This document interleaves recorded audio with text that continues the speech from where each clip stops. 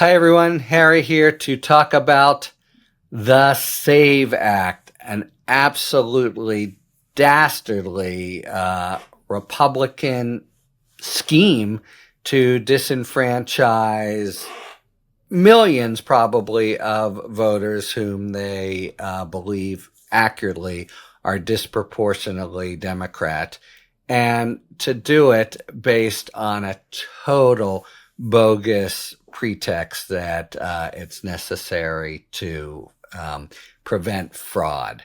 Let's just start with the cornerstone of this act, which Chip Roy, among others, he's a Texas Republican, have been pushing and was reintroduced at the end of 2024, but is obviously going to be a big debate in the coming Congress, and Johnson's going to try to keep his whole caucus together, all in support of this really, really nasty Republican disingenuous bill. Okay, the basic idea is, in order to vote, all Americans have to prove their citizenship. How? By presenting documents where in person to election law authorities, otherwise they're disqualified. So what it basically means is everybody is going to have to, in person, present their birth certificate or passport, basically, in order to be able to vote. At least the vast majority of Americans are going to have to do that. They present it as, oh, it's easy enough to do. I think it's actually onerous in general, and a lot of voters, even well-to-do voters, may not get it together. But that is the least of the problems here. First, 140 million American citizens don't possess a passport. And, it's just taken for granted. But so that already means the passport is out for them. Many, it's estimate of 70 million or so women have taken their spouse's last name, so don't have a birth certificate that matches their last name. And we have to assume, at least in the red states, where all this is, going to be really enforced in the most, nasty and partisan way, that just won't do it. And so they could be out.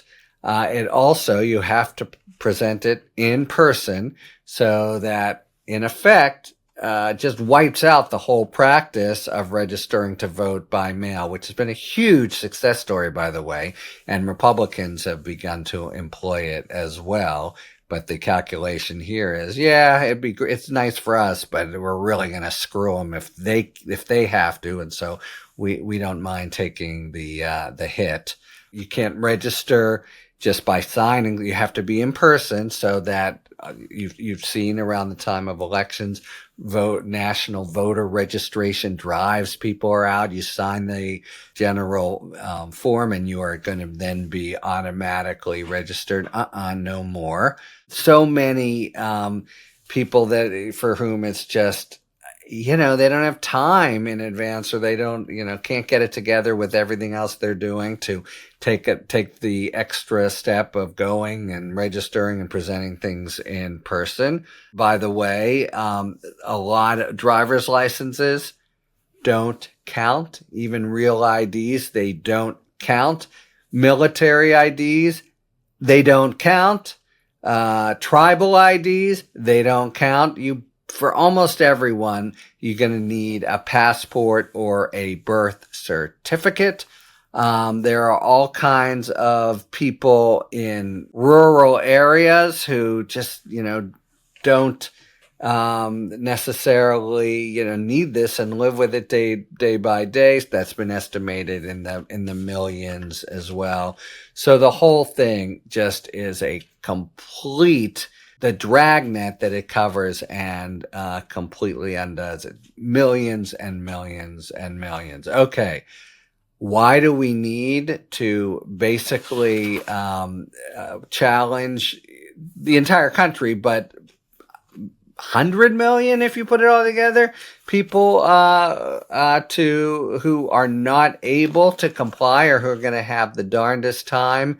Oh, well, it's because of the rampant election fraud in this country and all kinds of people who aren't citizens getting through and voting. Let's start here. It is a felony for a non-citizen to try to vote. Point one. Point two, it virtually never happened. I mean, just think about it now. Somebody's here, they are not a citizen, and they just decide they'll take their immigration status and entire ability to be in the country in their hands and put it at risk so they can go cast a single vote for, in the election. Why is that going to happen? There's an answer. It doesn't happen. The whole thing is just a total bunch of crap made up by Republicans in order to try to disenfranchise Democrats. Taking a step back, Trump won the popular vote here very narrowly, one of the tightest in U.S. history. But basically, this has been a minority party for 20 years.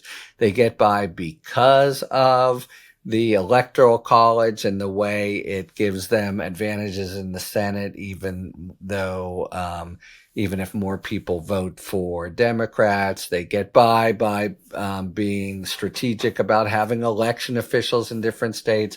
And they want to get by here with purportedly, I don't know who this would fool, but it sounds like, oh, everybody's got to do this. It's not anti-Democrat, but it's completely transparent. And so it's just a huge measure to disenfranchise millions, tens of millions, maybe more of especially Democratic votes, based on a total make-weight bullshit bogus problem. So, we are now really focused on putting out fires that arise from Trump's very, whole measure of Project 2025 things, especially challenges to the Constitution. And here, though, we have the House of Representatives, the Republican House of Representatives, getting into the act and trying to really sort of lock in a unfair advantages to Republicans. Unfair in the sense that what the system presumably should aim to having the majority rule, and we have different counterweights there, like the Electoral College, but something like this is really just designed to use their very slight leverage, their small number of additional people, to just basically make it so hard or impossible for many voters who are disproportionately Democrats to cast votes. So it's just a sort of perpetuation of minority status into majority rule in the most kind of cynical and disingenuous way. It is nasty, nasty business. And though we are consumed and have all our attention focused on the different outrages of Trump, but we're going to have to put a little bit on the line here, because this needs to be beaten back. Talk to you later. Thanks for tuning in. If you enjoyed this video and other Talking Feds content, please take a second to like and subscribe. Talk to you later.